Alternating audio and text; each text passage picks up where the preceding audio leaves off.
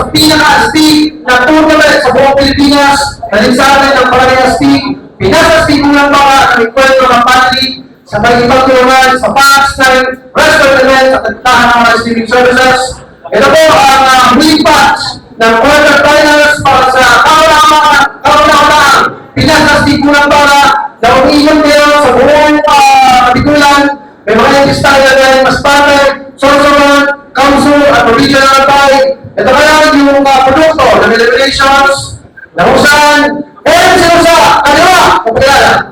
Yo, Tantoy, shoutout nga pala sa Pinas Astig, shoutout sa Encuentro, Rap Battle, shoutout sa TNDYG, sa Popis Billiards, and kay Garrison Copal. Shoutout sa mga taga-buhi, shoutouts kay OGJB, dyan sa buhi ng Team Letter.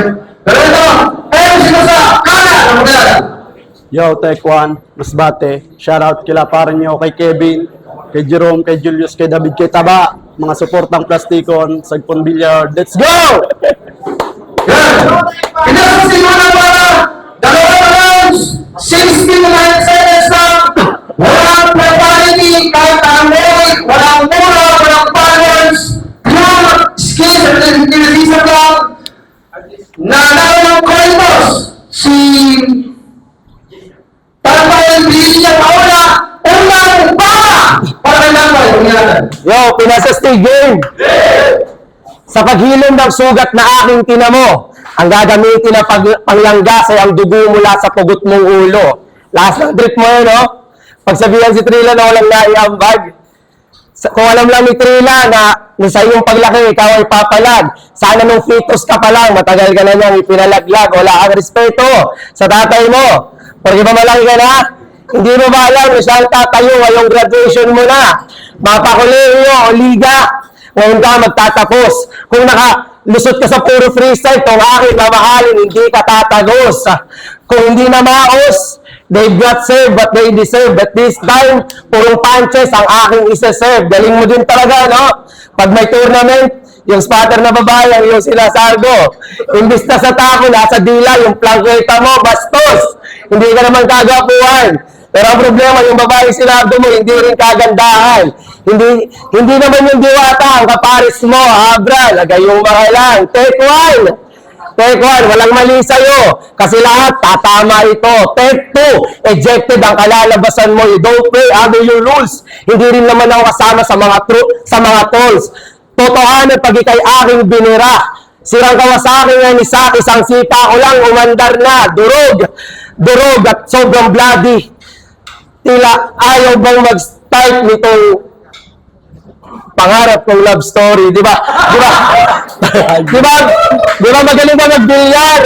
Siguro ngayon dama mo na rin yung kaba. Kapag last ball ka na at last na rin yung iyong pamusta, itodo mo. Kasi you only have one shot on destiny.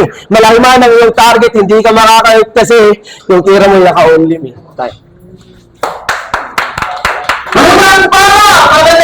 Yo! Tangina! Galing ng bara mo. Heavy. Lakas mo sumuntok.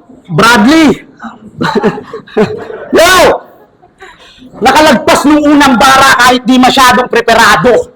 Sa gawain na abala mong tikta ko madihado. Eskwela muna ang inuna bago kuhain kampinato. Kaya tulad ng pag-aaral ko mga repa, matatapos din to ngayong Hunyo. Game! Isa na namang week ang kailangan bigyan ng pansin. Binadibag na to ni David, so ano pa nga asahan mo maging? Kung binadibag na to ng binadibag ko, pues masasapitin malagim. Kung di umubra kay David, paano pa kaya sa malatanggol ng galing? Kasi sabi niya, napakadali lang pumatil. Ba't nahihirapan pa kayo? Ha? Madali? Bobo! Madali lang talaga para sa'yo kasi palagi kang talo. Walang dedikasyon sa pagsusulat, kaya bakit ba ito andito? Baliktad yung pag-iisip, di bali na ito matalo. Kabaliktaran ni Thomas, yung napiling estado, kasi sa dami niyang talo, hinihintay na lang manalo. Pero nanalo to! Sino nga nakalaban na ito? Yung binatil yung camera, proud na proud sa panalo niya, pag uwi, feel na feel yung nature. Nakatikim lang ng isang panalo, hanep, biglang angas yung gesture. Kala mo talaga yung tinalo niya, malakas na creature. Porque tinalo niya yung tumalo sa camera, magkakaroon siya ng exposure. Madali lang ba bumatil? O mahina lang nakakalaban mo pa? Nung tinatak to kay Day, nakita na kahinaan ng wak. Binadibog ni Day, di man lang nakapalagyak. Tapos ang pinakamasaklap, tinalo siya ni Day, tapos gabi na ganap. Aray ko. Nakakahiya ka? Oo, wala tayo, may araw din, pero bakit sa'yo dumating gabi na? Mongoloid ka kasi yung napapala mo. Tsaka di ka naman talaga mananalo kay Day. Batak yan sa shabu. Bibigyan kita ng tip, tol. Chonky lang katapat niyan, makinig ka sa akin, huwag ka masyadong sutil. Kita mo nung laban namin ni Day? 1 pop, 1 kill. Diba? Sino panalo? Taekwa, natural. Sa natural lang kasi tayo. Pero lanseta na may laso ng itatarak sa ulo na ito, hindi ako nagbibiro. Ipapaalala ko sa iyo na hindi madaling mag-rap kung hindi ka lalago. Habang si Paulson ang saksi sa pagpatay ko dito, pero di kumikibo. Sabay pagsasaksakin ko yan ng ilang ulit habang sinasabing, di madaling mag-rap, hindi madaling mag-rap, hindi madaling mag-rap. Ewan ko lang, hindi pa yan magmarka sa bungo. Pangalawang bala! Pangalawang bala! Grabe na sa Steve, round of game. Sabi nila, ang karon may darating pag may nakita kang masamang pangitain. Wala naman ako masamang ginawa. Pero bakit may pangit na inihain? Kamukha mo yung gabi sa gitna ng liwanag. Kamukha mo yung gabi sa gitna ng liwanag. Pagkatabi kita, yung pag-asa hindi man lang maaninag. Hindi rin kalakasan ang iyong mga ibinubuga. Puro ka lang naman simple at generic na mga talata at basta may mas fit, okay na. Tapos biglang bibilisan yung flow, tapos may konting English, hindi ka nagbumukhang big fish. Kasi kahit walang snap, ni Thanos, you'll completely vanish. Trinay ko lang din mag-English. Nakakatalino din kasi, no? Pero bakit pag ikaw ang gumagawa na may kasamang kagat-labi, gigil ka masyado? Gigil ka masyado? Gigil ka masyado?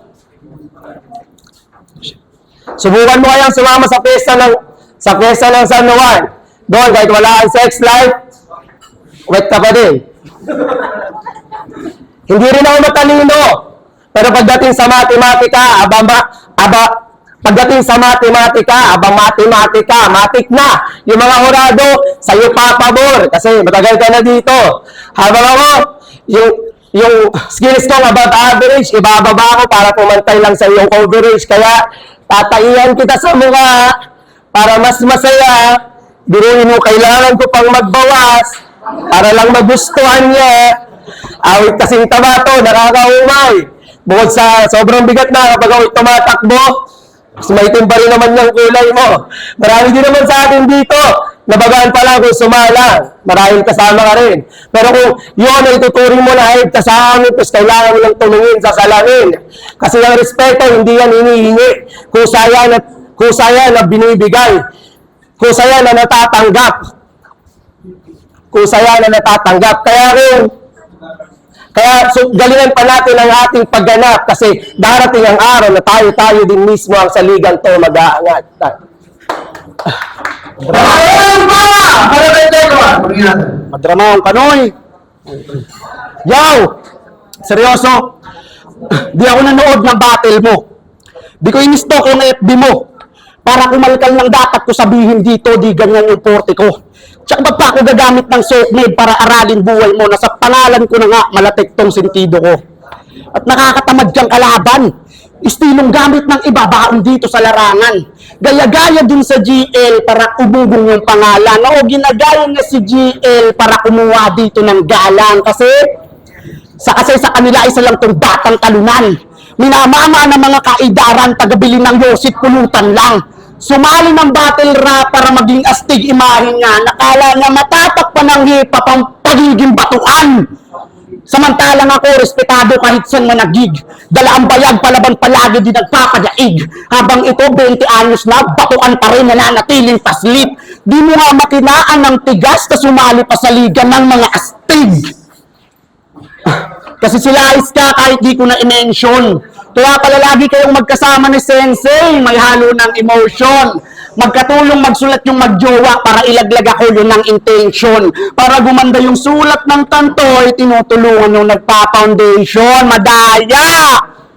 Mga madayang bakla, sarap pag-uuntog yun ng mga yan.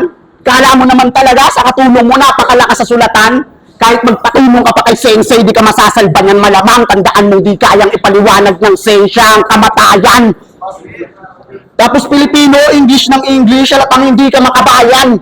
Kaya kasi walang history tumatak to sa bakbakan. Tapos Pilipino, English ng English, alatang hindi ka makabayan. Kaya kasi walang history tumatak to sa bakbakan. Kung ganyan lang naman kahina, matematika na sa laban. Kailangan dito talino at lakas kung gusto mo makilala sa larangan. Kaya Pilipino, English, makabayan, hey kasi history, matematika, parang may kulang o may diferensya. O siya, abangan nyo na lang sa semis, total susunod ko na yung sensya, kaya, Nikini, mission accomplished, paki-eke sa bracket. Wala akong ititirang buhay, iba ako magalit. Binadibag tong baguang, lyricism yung gamit, paki-ready ng next ko na target, kasi tapos na yung subject. Sorry. Yan ang laban, Tantoy versus Tepa Quadras ng Pinasas Team unang pakabigan. Ang boto ng Manalo 5-0. Para sa advancing sa semifinals, Malinaw, para sa Pampara, Masbate at Tapa. Diba? Good luck. Yo, Taekwondo, Sagpon Billiard Hall, Masbate, Dismens, Island Vibe. Yo, shoutout sa lahat ng taga-Bug.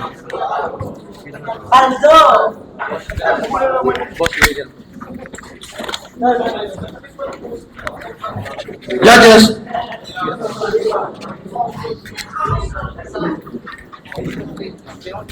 Ayun, Binoto ko si Tika kasi medyo kasi napaka-bias no. malamya yung bakan. Madami siyang apel kanina. Ayun. Kaya all 2 rounds bibigay ko kay Tech 1. Kasi agresibo pa rin kahit may bad words yung binawasan ko ng puntos. Kaso mas lamang pa rin si Tech 1. Kahit anong gawin, Tech 1 pa rin ako.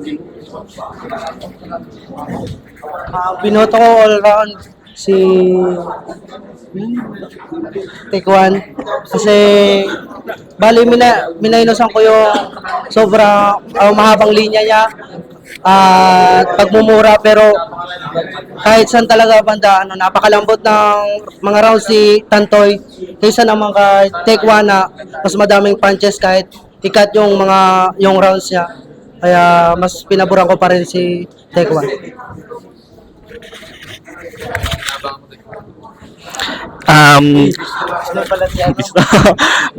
Tantoy versus Tech 1, binoto ko round 1. Tech 1 may mura siya doon sa una, pero bali hindi na napansin kasi nila mo yun ang gusto si Tantoy. And round 2 naman ganun pa rin, ibang Tantoy kasi yung nakita natin ngayon, parang hindi siya preparado, parang heartbroken siya ngayon. Kaya all 2 rounds binigay ko kay Tech 1. Yo, Duma, classic pa rin kahit ganon. So, all 3 rounds binigay ko dito kay Tech 1.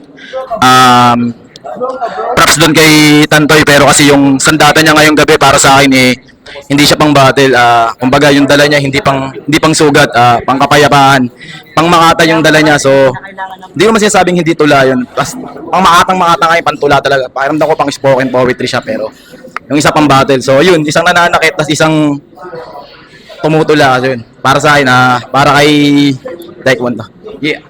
So, I'm Lyricism. Binoto ko si Taekwondo. Mas pang tournament yung material niya. Kita naman sa 2 rounds. So, Taekwondo. Props kay Tantoy.